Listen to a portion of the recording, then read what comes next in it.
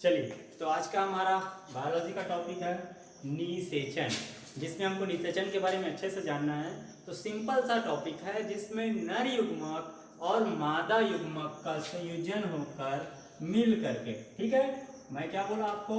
नर युग्मक और कौन सा, मादा युग्मक, दोनों आपस में मिल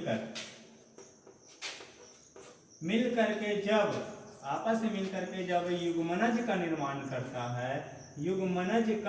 करता है, तो इसको बोला जाता है निषेचन। सिंपल सा टॉपिक है। जब मेल गैमेट्स, स्पष्ट, ये आपके हुए मेल गैमेट्स और आपका फीमेल गैमेट्स, ये male gametes and female gametes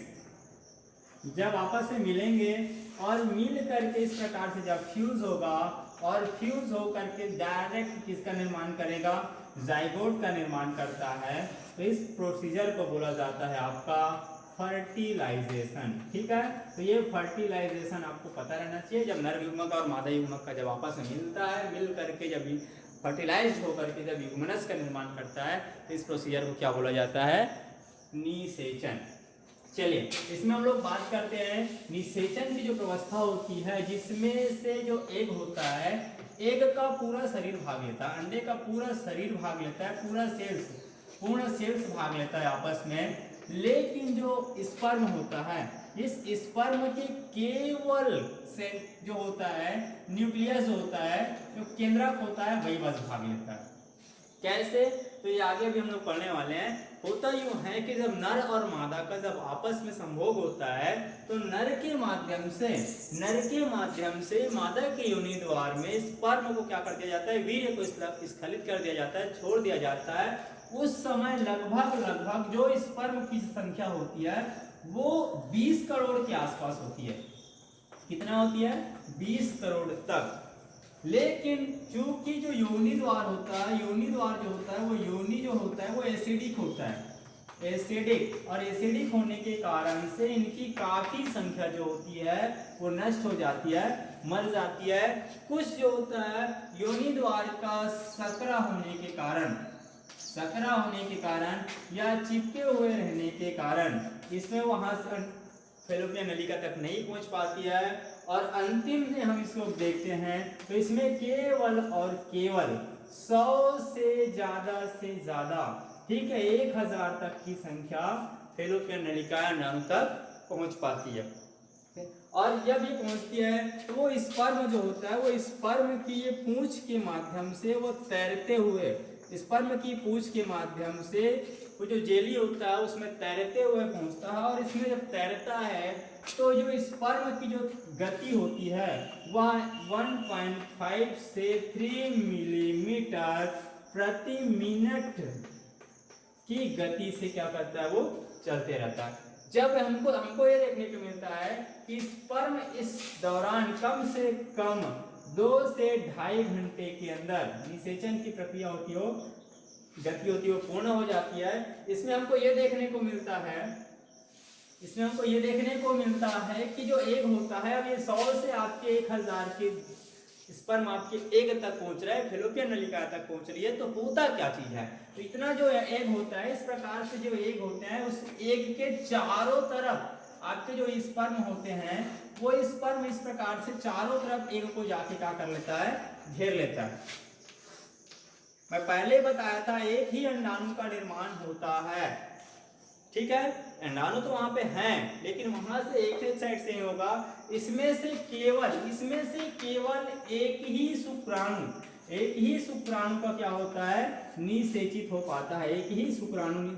निषेचित हो पाता है, सारे शुक्राणु निषेचित नहीं हो पाएंगे। इस बात को आप लोग ध्यान में रखेंगे कि केवल जब इस प्रकार से निषेचन की प्रक्रिया होती है, स्पर्म तो 20 करोड़ की संख्या में पैदा हुए थे, योनि में छोड़ा गया था, लेकिन वहां तक केवल अभी भी 100 से 1000 की संख्या में पहुंच पाया। उसमें से भी केवल एक ही शुक्राणु जो होता है वो निषेचित हो पाता है। कारण ये होता है कि जब ये शुक्राणु में से कोई एक जो पहले पहुंचा होता है, या जो उस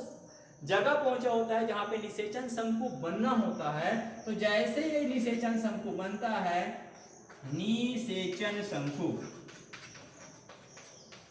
जैसे ये निषेचन शंकु बनता है, यहाँ से एग के माध्यम से यहाँ के स्पेशल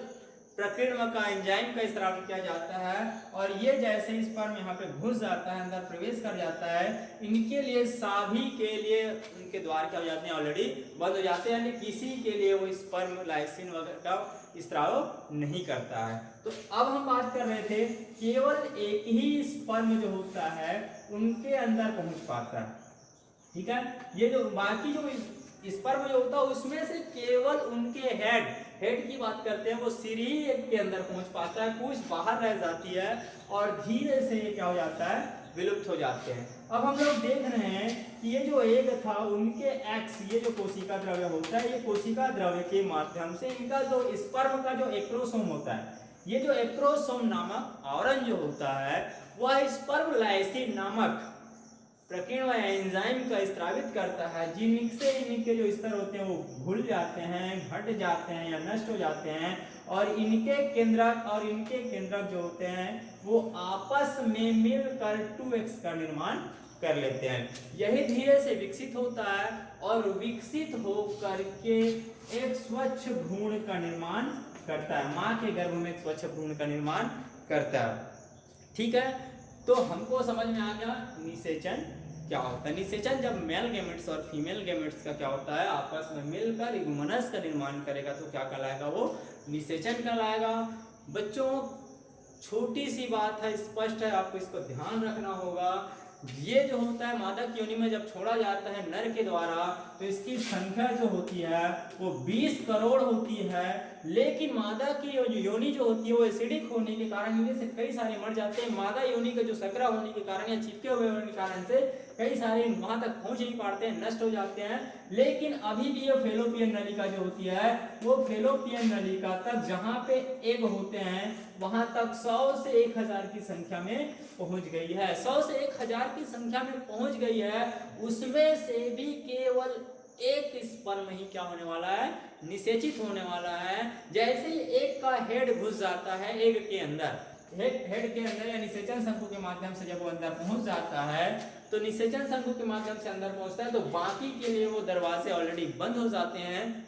जिसके कारण से बाकी उसके अंदर प्रवेश नहीं कर पाता है। अब उसमें से घुसा भी तो मैं पहले ही बताया था कि इस प्रकार स्पर्म का केवल हेड ही अंदर प्रवेश कर पाता है, पूंछ अंदर प्रवेश नहीं कर पाता है। अब इसके कोशिका द्रव्य में एक्रोसोम, यहाँ पे मैं पहले बताया था, जिस दिन स्पर्म की संरचना बताया था वहां पे एक्रोसोम का ऊपर में जो गोल्गी बॉडी का आवरण पाया जाता है वो घुलने लगता है, जिसके कारण से आपके पास अब ये सिंगल एक्स और इनके सिंगल एक्स दोनों के अनुवांशिक